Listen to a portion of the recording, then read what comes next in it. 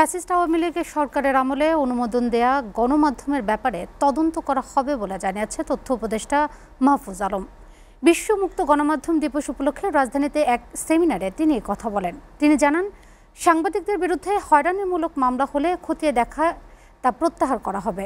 আর তথ্য সংস্কার কমিশনের প্রধান কামাল আহমেদ বলেন, ফ্যাসিস্ট আমলে ক্ষতিগ্রস্ত সাংবাদিকদের সহায়তা দেওয়ার রাষ্ট্রের দায়িত্ব।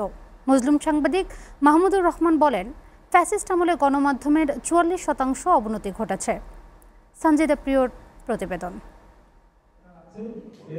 ফ্যাসিবাদী শাসনামলে গত ১৫ বছরে দেশে ৬১ জন সাংবাদিক খুন হয়েছেন, তবে সর্বাধিক ৮ জনকে হত্যা করা হয়েছে ২০২৪ সালে। পরবর্তীতে গণমাধ্যমের সরকারের হস্তক্ষেপ না থাকায় বিশ্ব মুক্ত গণমাধ্যম সূচকে ১ বছরে ১৬ ধাপ এগিয়েছে বাংলাদেশ।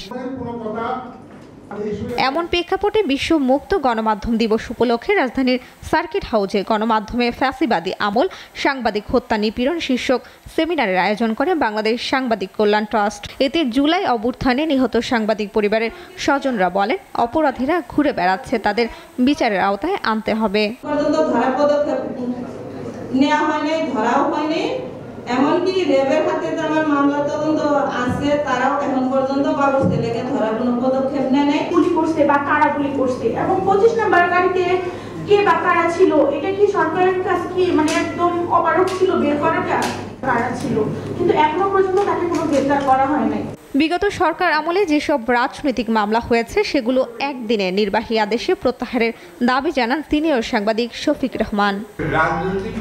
এবং এই যে সাংবাদিকরা মামলা শিকার হয়েছে, এই রাজনৈতিক মামলাগুলো এবং চক্রান্তমূলক মামলাগুলো যেগুলো আওয়ামী লীগ সরকার করেছে, সেগুলো আমি একটি নির্বাহী আদেশে একদিনে প্রত্যাহার করার জন্য বর্তমান সরকারের অনুরোধ জানাচ্ছি। শেখ হাসিনার আমলের সাথে কোনো আমলের তুলনা চলে না মন্তব্য করে মুসলিম সাংবাদিক মাহমুদুর রহমান বলেন, বর্তমান সরকারকে এমন কিছু কাজ করে যেতে হবে যাতে ফ্যাসিস্ট হাসিনার মতো কেউ মাথা চাড়া দিয়ে উঠতে না পারে। বছরের মধ্যে ৪৪% অবনতি হয়েছে। আমার মাধ্যমেই আমরা মোটামুটি বাংলাদেশের মিডিয়ার যে কি পরিস্থিতি হয়েছিল সেটা উপলব্ধি করার জন্য যথেষ্ট বলে আমি মনে করি। একটা স্ট্রাকচার আমাদেরকে করতে হবে, এই সরকারকে করে যেতে হবে, যাতে করে শেখ হাসিনার মতো ফ্যাসিবাদ বাংলাদেশে আর আসতে না পারে।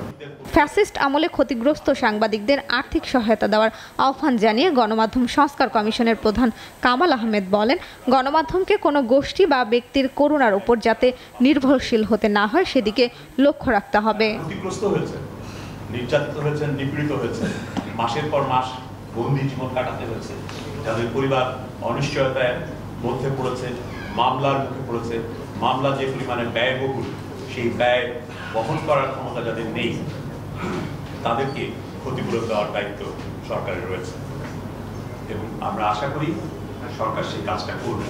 প্রধান অতিথির বক্তব্যে তথ্য সম্প্রচার মন্ত্রণালয়ের উপদেষ্টা বলেন, একটি পরিবার একটি দলকে ধ্বংস করেছে। একছত্র রাজনৈতিক খায়েশ পরিচালনার জন্য ফ্যাসিস্টরা জঘন্য কাজ করেছে। আওয়ামী লীগের আমলে যে গণমাধ্যমগুলোর লাইসেন্স দেওয়া হয়েছিল, আমরা ওগুলো খুব শীঘ্রই আমরা তদন্ত করব এবং ওইটার সবগুলো কিভাবে, কখন, কিভাবে এদেরকে অনুমোদন দেওয়া হয়েছে এবং এই অনুমোদনের ভিত্তিতে এরা কিভাবে বাংলাদেশের জনগণের বিরুদ্ধে অবস্থান নিচ্ছে। এরকম হয়রানিমূলক মামলা হয়, আমরা এই মামলাগুলো পর্যালোচনা করব। যদি এরকম হয় হয়রানিমূলক মামলা, তাহলে মামলাগুলো প্রত্যাহারের ব্যবস্থা হবে। একটি পরিবার একটি দলকে ধ্বংস করেছে। রাজনৈতিক যে খায়েশ এবং তাদের যে দুর্নীতির একটা নেটওয়ার্ক, ১৫ বছরের স্মৃতি জনগণের মধ্যে জাগ্রত রাখার পরামর্শ দিয়ে মাহফুজুর আলম বলেন, সাংবাদিকদের কেউ যাতে কিনতে না পারে সেটি নিয়ে কাজ করবে সরকার।